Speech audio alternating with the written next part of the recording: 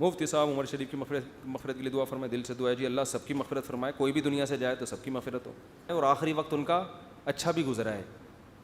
آخری وقت جو ہے نا, داڑھی بھی رکھ لی تھی ماشاء اللہ, اور بھی نماز کی پابندی بھی تھی اور وغیرہ وغیرہ. تو میں کسی کو برا نہیں کہہ رہا, نہ میرے اندر یہ دم ہے کہ کسی کو میں کہوں کہ وہ برا ہے, کون اللہ ہی جانتا ہے. لیکن اصولی طور پر یہ فنکار بننا, اداکار بننا اسلام میں کوئی پسندیدہ کام نہیں ہے. اکثر لوگ یہ کہتے ہیں کہ بھئی فلاں کامیڈین ہے, وہ اس کو لوگوں کو ہنساتا ہے وہ صبح و شام, تو لوگوں کو خوش کرنا عبادت ہے. لوگوں کو خوش کرنا یقیناً عبادت ہے, لیکن شرعی حدود کے اندر. علماء کہتے ہیں جو طنز و مزاح ہے نا, اس کی مثال ایسے ہے کہ کھانے میں جیسے چٹنی. دیکھو ہمارا بھی پورا بیان ہوتا ہے, تو پورا بیان کوئی مزاحیہ تھوڑی ہوتا ہے. بیان میں تو اصل پیغام ایک ہوتا ہے, اس میں درمیان میں مزاح بھی آ رہا ہوتا ہے تاکہ لوگ بور نہ ہو. ہمارے نبی صلی اللہ علیہ وسلم بھی مزاح فرمایا کرتے تھے. معاذ اللہ نقل کفر, ایسا تو نہیں تھا کہ آپ آئے ہی مزاح کے لیے, ایسا تو نہیں ہے نا. ایک اہم پیغام لے کر آئے, اس میں درمیان میں ہمارے نبی نے مزاح بھی کیا, اپنی ازواج سے بھی کیا, صحابہ سے بھی کیا. حدیث میں آتا ہے سب سے زیادہ مزاح ہم میں صحابہ نبی کیا کرتے تھے. صحابہ کہتے ہیں سب سے زیادہ مزاح کون کرتا تھا؟ نبی.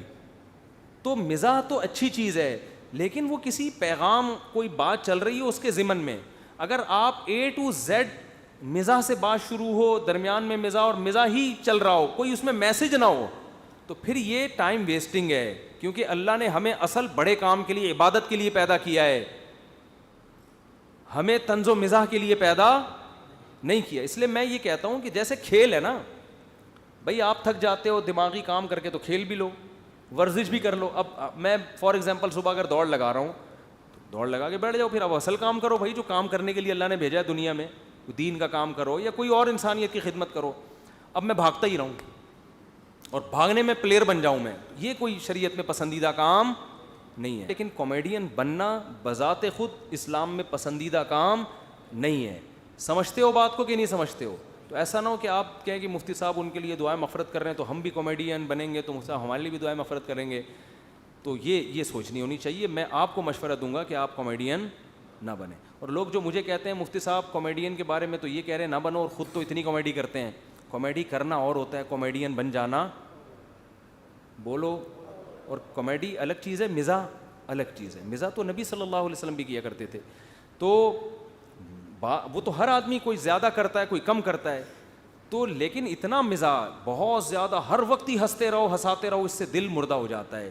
نبی صلی اللہ علیہ وسلم نے فرمایا لو اعلم ما تعلمون لبکیتم کثیرا وَلَضَحِكْتُمْ قَلِيلًا او کما قال صلی اللہ علیہ وسلم. فرمایا میں جو قبر کی ہولناکیاں جانتا ہوں, اگر تمہیں پتہ چل جائیں تو تم ہنسو کم اور رو زیادہ.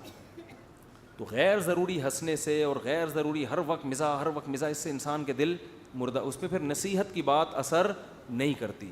اور دوسری بات یہ کہ جو ہنستے ہیں, جو زیادہ طنز و مزاح کی باتیں کرتے ہیں, ان کو چاہیے تنہائی میں وقت نکال کے رویا بھی کریں, وہ پھر بیلنس ہوگا. ہمارے حضرت بڑا پیارا ہمارے حضرت مزاح بہت کرتے تھے. پھر یہ شعر پڑھتے تھے, دن گزارے ساز میں راتیں گزاری سوز میں. دن تو ساز کہتے ہیں باجوں کو, یعنی باجے سے ان کی مراد ہے کہ ایک خوشیوں میں لوگ دیکھ کے سمجھتے ہیں بھائی ماشاء اللہ, لیکن راتیں سوز و گداز میں, رونے میں. آگے فرماتے تھے عمر بھر ہم دن میں بلبل شب میں پروانہ رہے. دن میں تو بلبل کی طرح چہکتے رہے اور راتوں کو جیسے پروانہ آگ میں جلتا ہے ایسے جلتے رہے. دن گزارے ساز میں راتیں گزاری سوز میں, عمر بھر ہم دن میں بلبل شب میں پروانہ رہے. تو یہ اہل اللہ کی حالت ہوتی ہے کہ اگر وہ ہنستے ہیں تو پھر تنہائیوں میں, اللہ ہمیں یہ بھی صفت نصیب فرمائے, تنہائیوں میں روتے بھی ہیں. تو ہنستے رہنا ہنساتے رہنا 24 گھنٹے یہی کام, یہ شریعت میں بہرحال اچھا کام نہیں ہے.